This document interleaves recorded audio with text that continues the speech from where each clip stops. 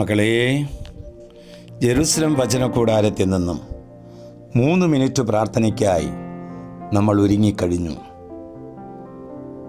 നമ്മുടെ ഓരോരുത്തരുടെയും വ്യക്തിപരമായ നിയോഗങ്ങൾ, സങ്കടങ്ങൾ, അപേക്ഷകൾ കർത്താവിൻ്റെ മുമ്പിൽ അർപ്പിച്ചുകൊണ്ട് ആരംഭിക്കാൻ പോവുകയാണ്.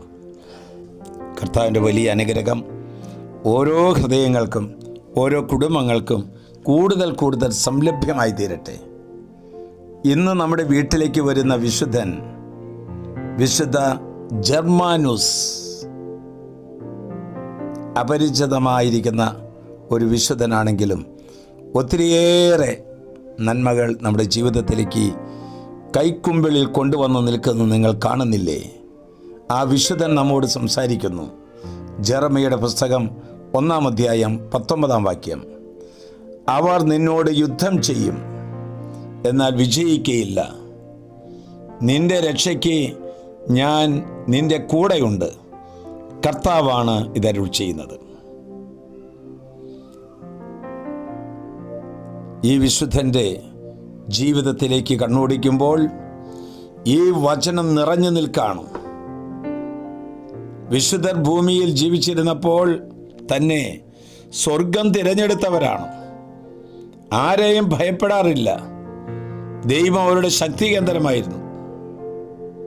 ജർമാനുസ് ചെറുപ്പം മുതലേ തന്നെ ദൈവവിശ്വാസത്തിലും ദൈവകൃപയിലും ധാരാളമായി വളർന്നു വന്ന ഒരു വിശുദ്ധനാണ്. ഒരു പുരോഹിതനായി അധികം താമസിക്കാതെ ഒരു ആശ്രമത്തിൻ്റെ ശ്രേഷ്ഠനായി പാരീസിലെ മെത്രാനായി നിയമിച്ചു. ബാല്യം മുതൽ തന്നെ തപശ്ചര്യകളിലും വ്യാപൃതനുമായിരുന്ന വിശുദ്ധ ജർമാനുസ് ജോലികൾ ഏറിയിട്ടും ജീവിതത്തിൽ മാറ്റങ്ങൾ വരുത്തിയിരുന്നില്ല. വസ്ത്രധാരണത്തിലും ഭക്ഷണത്തിലും ലാളിത്യവും അന്നും എപ്പോഴും പാലിച്ചു പോന്നു. തൻ്റെ വസതി വന്നെത്തുന്നവർക്ക് തൻ്റെ മേശയിൽ തന്നെ ഭക്ഷണം നൽകുന്ന ഒരു വിശുദ്ധനാണ്. ഒന്ന് നോക്കിയേ. ഉജ്ജ്വലമായ പ്രഭാഷണങ്ങൾ കൊണ്ടും ഉദാത്തമായ ജീവിത മാതൃകകൾ കൊണ്ടും രാജാക്കന്മാരുടെ മേലും അനേകം പാപികളുടെ മേലും വിശ്വാസത്തിലേക്ക് ആനയിച്ച ഒരു വലിയ വിശുദ്ധനാണ്. രാജാവായിരുന്ന ചിൽഡബർട്ട് രോഗിയായിരുന്നപ്പോൾ രാജകൊട്ടാരത്തിൽ പോയി രാത്രി മുഴുവൻ ഉപവസിച്ച് പ്രാർത്ഥിച്ചു. പ്രഭാതമായപ്പോൾ രാജാവിൻ്റെ ശിരസിൽ കൈകൾ വെച്ചു പ്രാർത്ഥിച്ചു. അത്ഭുതകരമായ വിധത്തിൽ ആ രാജാവ് സൗഖ്യം പ്രാപിച്ചു. രാജാവ് രോഗവിമുക്തനായി. രാജ്യം മുഴുവൻ അത് പരസ്യമായി.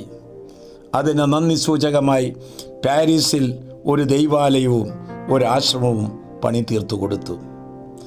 സാധാരണ ജനങ്ങളിലേക്കും രാജകൊട്ടാരത്തിലേക്കും കടന്നു എന്ന് വചനം പ്രഘോഷിച്ച് അനേകരെ മാനസാന്തരം നയിച്ച ആ വിശുദ്ധൻ നമ്മുടെ വീട്ടിൽ ആരെങ്കിലും മാനസാന്തരപ്പെടാത്തതുണ്ട് എങ്കിൽ അവരുടെ ജീവിതത്തിലേക്ക് ഇന്ന് കടന്നു വരട്ടെ. അവിടുന്ന് നമ്മെ അനുഗ്രഹിക്കട്ടെ. എല്ലാറ്റിനും ഉപരിയായി, സ്വന്തം ജീവനേക്കാൾ ഉപരിയായി ഈശോയെ സ്നേഹിച്ച വിശുദ്ധ ജർമാനുസ് നമുക്ക് വേണ്ടി പ്രാർത്ഥിക്കട്ടെ. ആശ്വാസപ്രദമായ രാത്രി, പ്രതീക്ഷാ നിർഭരമായ പ്രഭാതം, സൽപ്രവർത്തികൾ നിറഞ്ഞ ദിവസം നൽകി നമ്മെ അനുഗ്രഹിക്കട്ടെ.